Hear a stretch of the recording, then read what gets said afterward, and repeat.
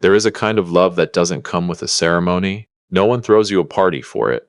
No one puts your name in a program or hands you a pin or says thank you in front of a room full of people. You just show up day after day in the dark and the cold and the ordinary middle of things, and you do what needs doing, and nobody particularly notices. And that is the deal you made with yourself, and you keep it. I made that deal 13 years ago, standing in the parking lot of a Tim Hortons on LaSalle Boulevard in Sudbury, Ontario, on a February morning, so cold the salt on the pavement looked like frost. I made it for a 7-year-old girl who had her mother's dark eyes and her biological father's talent for looking straight through you when she didn't feel like dealing with what you were saying. I kept that deal for 13 years. And on the morning of the most important day of her life, my stepdaughter told me, very carefully, that I wasn't family, that there were only 2 tickets to her pinning ceremony, and they were going to people who actually mattered. What I left on the kitchen table before I walked out the door that morning, that is what this story is about. Stay with me. I think you'll want to hear where this one goes. Drop a comment and let me know where you're watching from. Hit that like button and make sure you're subscribed. It costs you nothing and it means everything to us. My name is Murray Finch. I am 62 years old. I spent 31 years as a millwright at Vale's Copper Cliff Smelter, which is the kind of work that gets into your knees and your lower back and your hands and does not ever entirely leave. I retired 2 years ago and I miss it more than I expected to, which tells you something about the kind of man I am. I don't own a cottage. I drive a 2017 Ram 1500 that has seen better days, and I am not embarrassed by that. I know how to fix most things that break. I know how to be quiet in the same room as someone who isn't ready to talk, and for 13 years I was a stepfather to a girl who was never entirely sure whether she wanted me there. I met my wife at a church potluck in the spring of 2012. She had brought butter tarts. I had brought nothing because my buddy Rig Kowalski had told me it was casual, and Reg, God love him, has always had a very loose relationship with the word casual. She laughed when she saw me standing there empty-handed. Not mean, just genuine, like she genuinely found the whole situation funny, and something about that laugh made me feel like I had been holding my breath for a very long time and had finally just let it out. She told me about my stepdaughter on our 3rd date. We were at a diner on Paris Street, and she set her coffee mug down very carefully, the way you set something down when you want the person across from you to understand that what you are about to say is load-bearing. I have a daughter, she said. She's 7. Her name is Leanne. Her biological father is Wade. Wade and I have been done for 2 years. He's out in Fort McMurray now, working the oil sands. He sends money sometimes. He calls when he remembers. She looked at me. I need you to understand what you'd be walking into before this goes any further. I told her I understood. She said most men didn't, and they left when they actually thought it through. I told her I was still sitting there. I was, and I kept sitting there for 13 years. Leanne was 7 when I first met her. Small for her age, serious, the kind of kid who watches you from across the room and is already making a decision about you before you've said a word.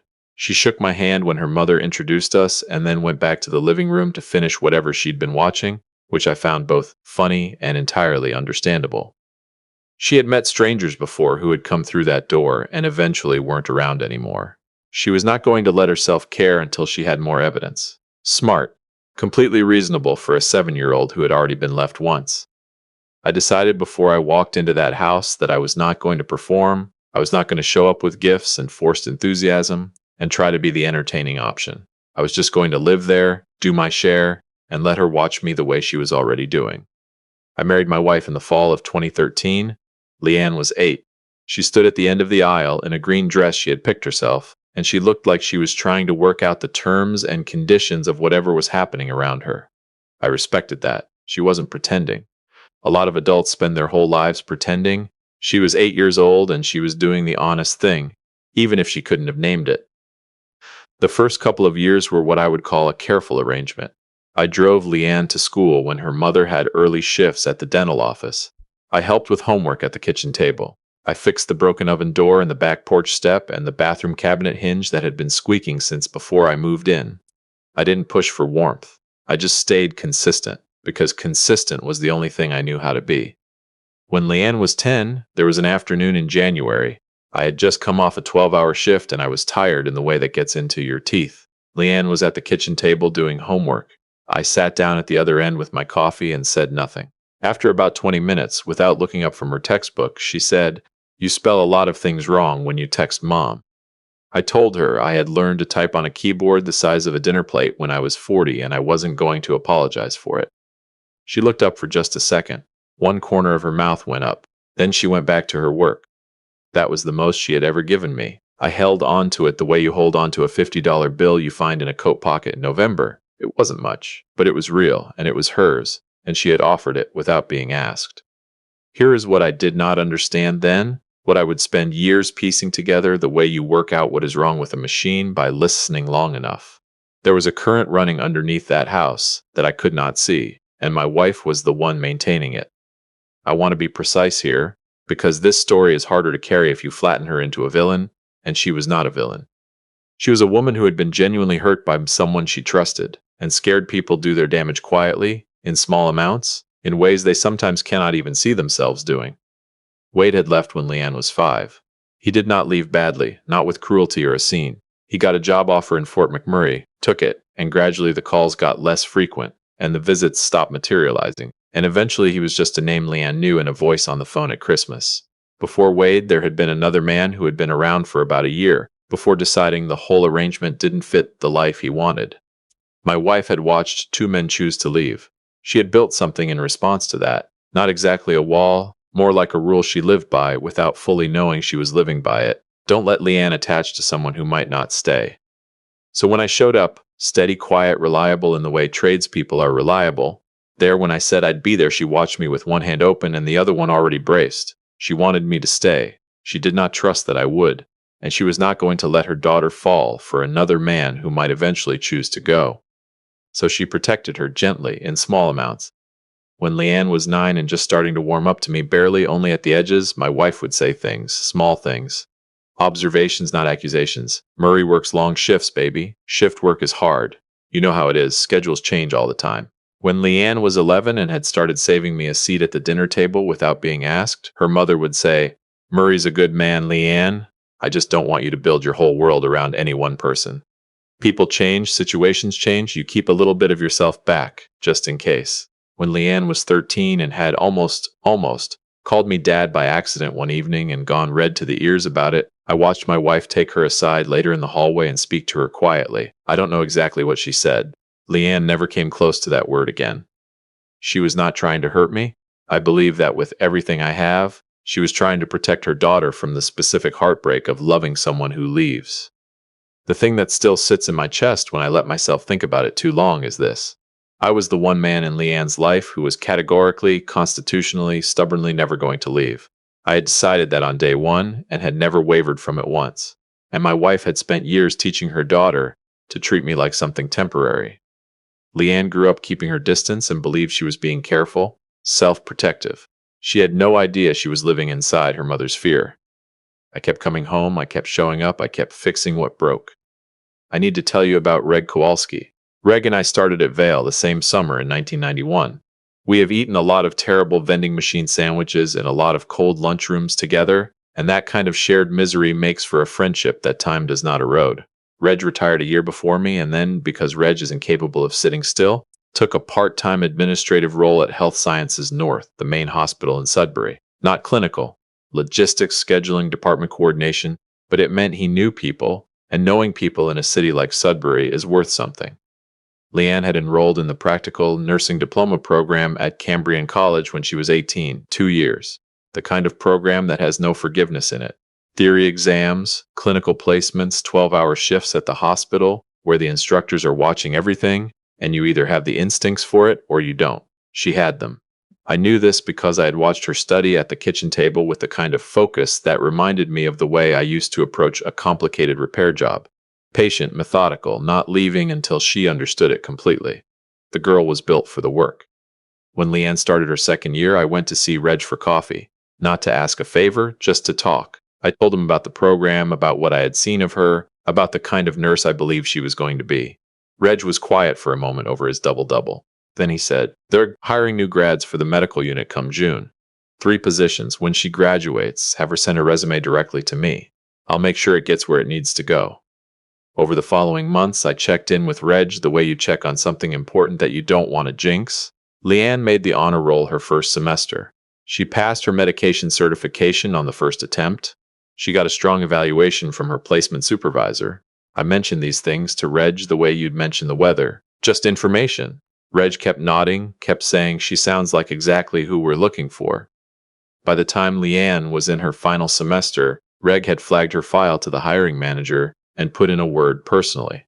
I found out later he'd vouched for her in a way that carried weight, because Reg Kowalski at that point had been at Health Sciences North long enough that his word actually carried weight. I also put first and last month's rent on a one-bedroom apartment 2 blocks from the hospital. I need you to understand what that meant. I am not a wealthy man. The millwright pension is decent by trade standards, but it is not the kind of money where you do things like that without feeling it. That first and last came from 3 years of skipping the fishing trip up to Chapleau that Reg kept inviting me on, from driving the truck past the point where a sensible man would have replaced it, from a lot of small no's. I had heard Leanne on the phone with her friend about the rental market in Sudbury, about the cost of a decent place near the hospital, about whether she could afford to live alone after graduation. She always cut the conversation short whenever she thought I might be within earshot, as though worrying about money in front of me was a vulnerability she couldn't afford. I remembered that. I had always remembered everything about that girl, including the things she never knew I noticed. I put the apartment key on a small ring, just the one key, no keychain, because Leanne had called keychains cluttered since she was 12 and I had never forgotten it. I put it in a white envelope along with Reg's written confirmation and a note from me. I kept the envelope in the inside pocket of my vest for 6 weeks, waiting for graduation day. May in Sudbury is unpredictable. It might be sunny or it might be a late flurry, and that particular Thursday was overcast and damp, the kind of morning that smells like the city can't decide yet what it wants to be. Leanne's pinning ceremony was at 2 in the afternoon at Cambrian's main auditorium. The pinning ceremony is not a small thing in nursing. It is the moment a student becomes a nurse. Family pins the pin onto the graduate by hand, in front of everyone. It matters more than people outside the profession understand. I had pressed my good shirt. I had looked up the parking situation the day before. I was in the kitchen making tea at 7:30 when my stepdaughter came downstairs. She stopped in the doorway. She said my name, not a title, not anything warm, just my name the way you say a word when you've been rehearsing it. I turned around. She said, Wade's flight came in last night. He's coming to the ceremony. We only have 2 tickets, and I've given them to Mom and to him. He's my biological father. He's my actual family. The best thing you can do for me today is stay home. She was not cruel about it. My stepdaughter has never been a cruel person. She was calm and deliberate, and she had clearly thought about how to say it, which somehow made it heavier than if she had just said it without thinking. I set my mug down. You're not my real dad, she said. You and Mom got married. That's not the same thing. She looked at me for 1 second, nodded, went back upstairs to finish getting ready. The kitchen was very still. I stood there for a moment, and then, because the morning apparently wasn't finished with me yet, I looked up. My wife was standing in the hallway. She had heard every word. I could see it in her face, the way she'd gone completely still, the way she was looking at me with something that was very close to guilt, but hadn't fully arrived there yet. Our eyes met. 1 second, 2, 3.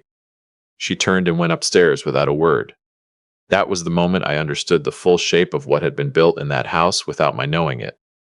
Not Leanne's words. I had been preparing somewhere in the back of my mind for something like Leanne's words since the day I married her mother.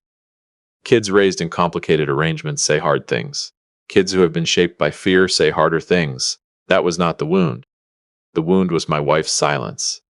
13 years of being the man who showed up, who drove to hockey practice in the January dark, who paid the tuition installments without making anything of it, who fixed the oven door and the porch step and everything else that broke, who stayed when it was hard, who never once gave either of them a single reason to think he might not be there tomorrow.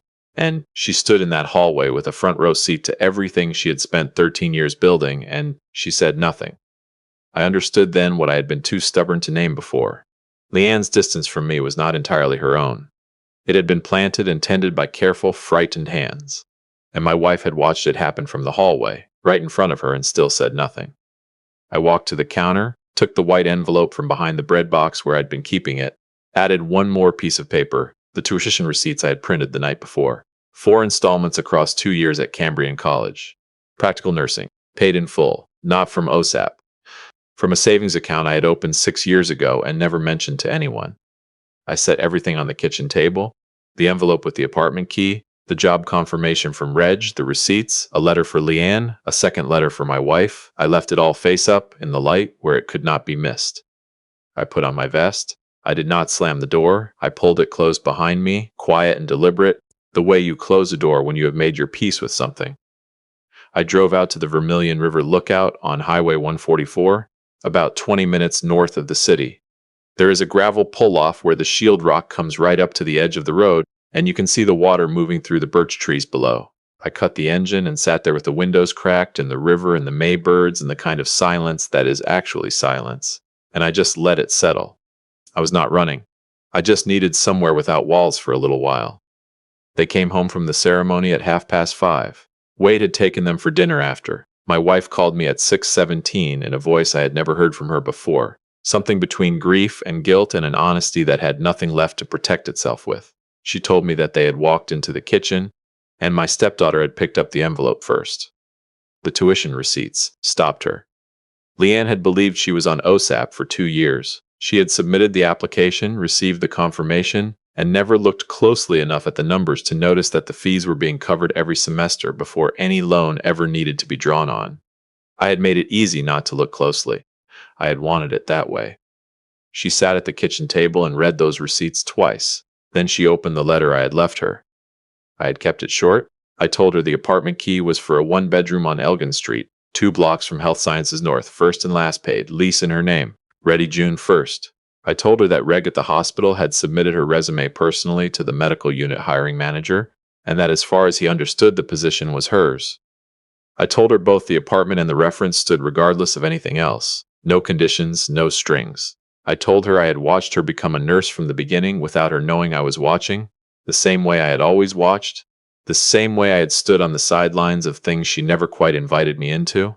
I told her I had never needed her to call me anything particular or feel anything particular. I had only needed to know that someday, when enough time had passed, she might remember that someone had shown up for her, that it hadn't been nothing, that somebody had chosen to stay. Drive safe, Murray. The letter I left for my wife was different. I told her I had known for a long time what she had been doing and why, that I understood the fear behind it, that I was not saying this to accuse her. I said it because I thought she needed to hear that I had seen it clearly, had understood it clearly, and had stayed anyway, because I was never going to leave. That was the one thing she had been wrong about, and it was the thing that had cost Leanne the most. I told her that our daughter deserved the chance now to find out who she was without anyone else's old fear sitting in the room with her. The mortgage was paid and the hydro was current, and she should take the time she needed. I told her I wasn't carrying anger about it. Fear is not a character flaw. It is a wound that was never properly looked after, and healing it was going to require more than I had been able to offer her from inside the marriage. I signed it the same way.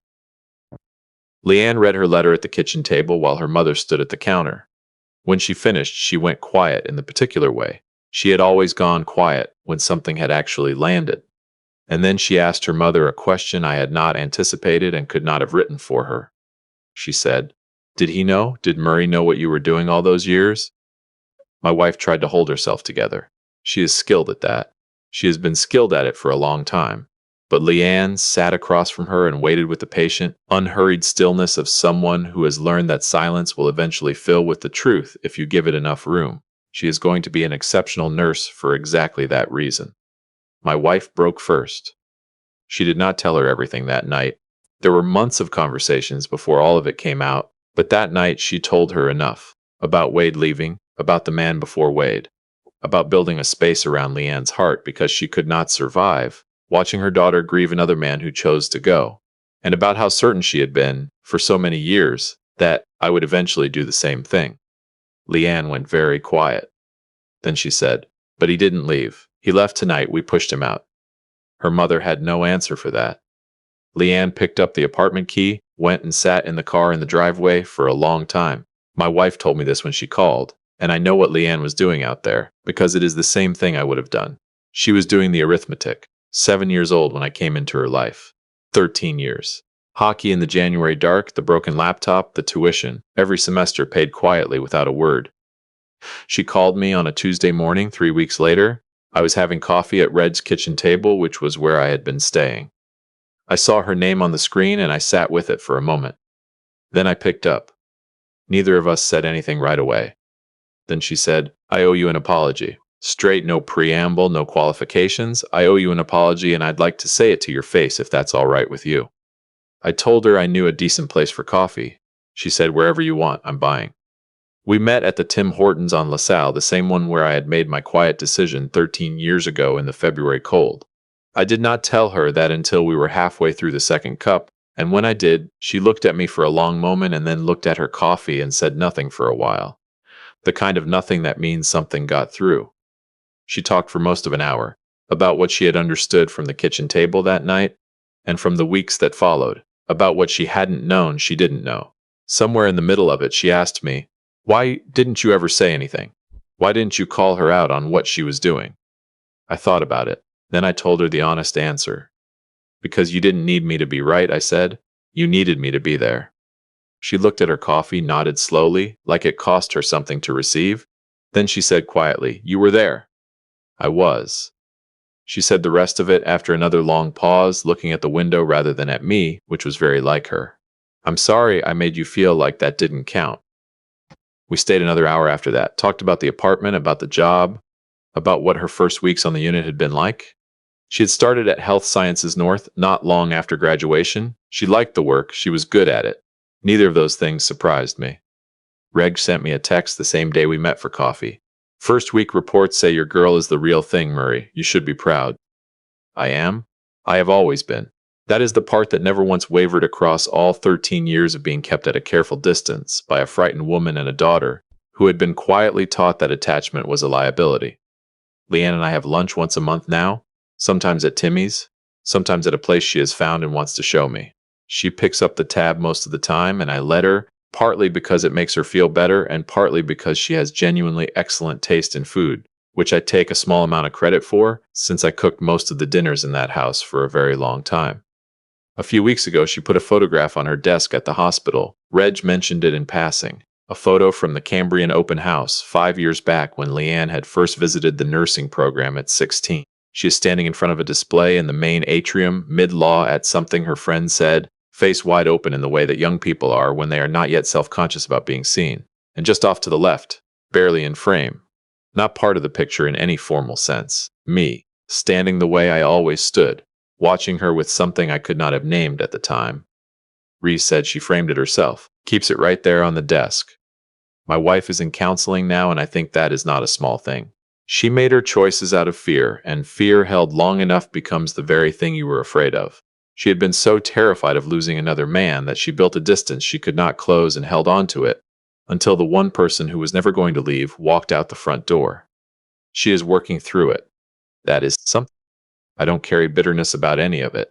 Bitterness is weight, and I spent 31 years in a job that taught me what weight does to you over time if you don't put it down when you can. That is my daughter. The biology never matched. Every single other thing did. I think about that sometimes, driving back into Sudbury on a May morning with the birch trees coming into leaf and the sky doing that thing it does in spring where it can't decide between silver and blue. I think about a quiet 7-year-old who shook my hand like she was meeting a witness and went back to her movie without another word. And I think, I'm glad I stayed. I never needed her to call me anything. Not once, not ever, not for a single one of those 13 years. I only needed to know that when it was over, she would remember that someone had been there, that it hadn't been nothing, that somebody had chosen to show up and kept choosing it in the cold and the ordinary dark without asking for a single thing in return. She knows that now. That is enough. That has always been more than enough.